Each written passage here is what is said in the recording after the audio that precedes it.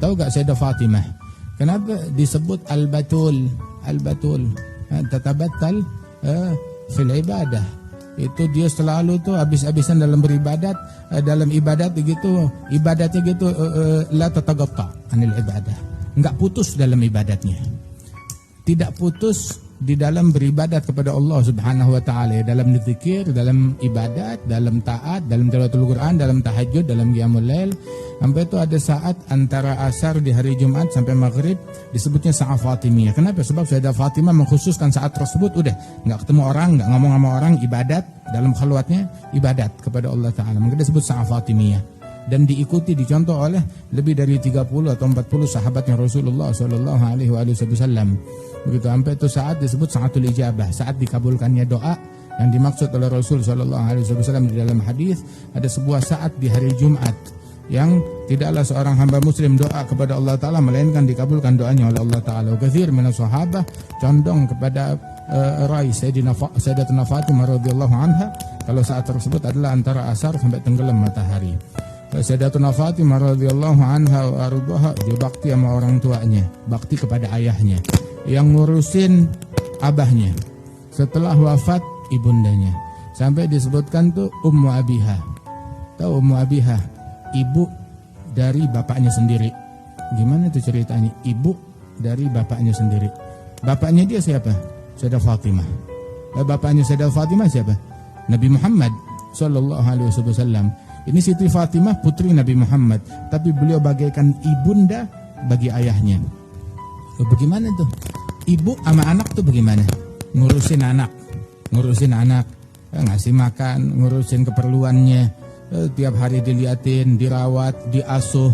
Begitu belum minta udah disiapin. Wah, itu Siti Fatimah kepada ayahnya kayak begitu. Kayak sampai waktu Nabi Muhammad terluka, yang ngobatin lukanya Nabi Muhammad siapa? Siti Fatimah.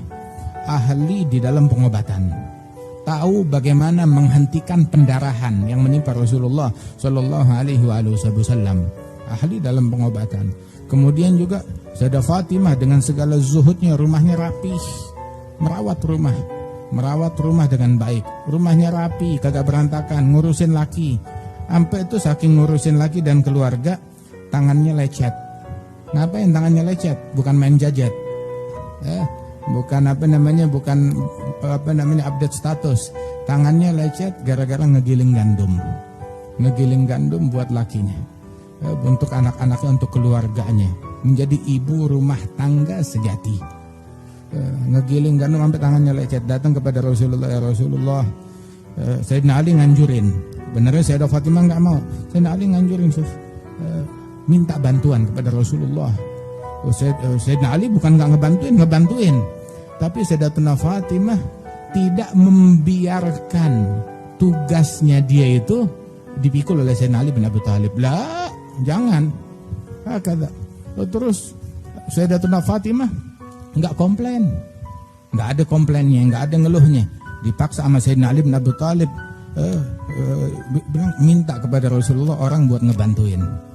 Datang kepada Nabi Muhammad, minta katanya Rasulullah dapat hamba sahaya, minta satu buat ngebantuin di rumah. Pas datang ke rumahnya Nabi Muhammad, Nabi nggak ada. Terus pulang lagi ke rumahnya. Malamnya mereka udah di ranjang mau tidur, udah di kasur. Kasurnya Sayyidah Fatimah bukan spring bed. Kasurnya Sayyidah Fatimah kulit kambing, ya ada bulu-bulunya. Nah itu, begitu kulit kambing tipis. Begitu bantalnya juga diisi sama jerami. Bukan bantal bulu angsa ataupun bantal yang harganya nggak tahu berapa. Alhasil masuk Rasulullah, kemudian duduk di antara Sayyidatuna Fatimah dan Sayyidina Ali bin Abi Thalib. Mereka sudah di kasurnya mereka dalam tanda kutip. Duduk di situ. Terus Nabi bilang, tadi kalian ada perlu apa? Bilang, ya Rasulullah, ya tadi saya mau minta khadim. Bilang, ya khadim ada sih, tapi saya udah janjiin orang lain. Tapi kalau kamu mau, saya berikan yang lebih baik daripada khadim, asisten rumah tangga. Apa? Nih kamu udah tidur. Nah, orang tuh begitu juga hikmah bagi mufti, bagi ulama, memberikan sesuatu yang ada munasabah dengan objek dakwahnya dia. Dan Nabi SAW melihat mereka udah mau tidur. Nah, ada amalan berkaitannya dengan apa yang akan kalian lakukan sekarang nih, amalin. Apa? Kalau kamu sudah di atas ranjang mau tidur, baca subhanallah 33 kali. Baca alhamdulillah 33 kali. Baca Allahu Akbar 34 kali. Fadzalika khairun laki min khadim. Itu lebih baik bagi kalian berdua daripada diperbantukan dengan khadim, asisten rumah tangga. Ini yang baca ini Allah Ta'ala berikan kekuatan begitu lebih baik daripada seandainya dia punya asisten rumah tangga yang membantu dia. Kata Sayyidina Ali bin Abi Thalib bilang, itu sejak saya terima ini dari Nabi Muhammad, nggak pernah saya tinggalin. Itu sahabatnya Sayyidina Ali, murid beliau bilang, wala lailatus siffin. Waktu malam Siffin kan engkau sibuk, nggak ninggalin juga. Bilang wala lailatus siffin. Waktu malam perang Siffin saya juga nggak tinggalkan ini. Cuma karena sibuknya keadaan, gentingnya situasi, saya baru sempat bacanya di akhir malam. Nggak sempat baca di awal malam, tapi saya baca di akhir malam. Tapi sampai mati nggak saya tinggalin. Ini makanya disebut nih tasbihatnya Ahlul Bait. Wa Rasul sallallahu alaihi wasallam, loh kok gitu amat ya sama putrinya? Katanya ini kesayangannya, kok gitu amat sama putrinya?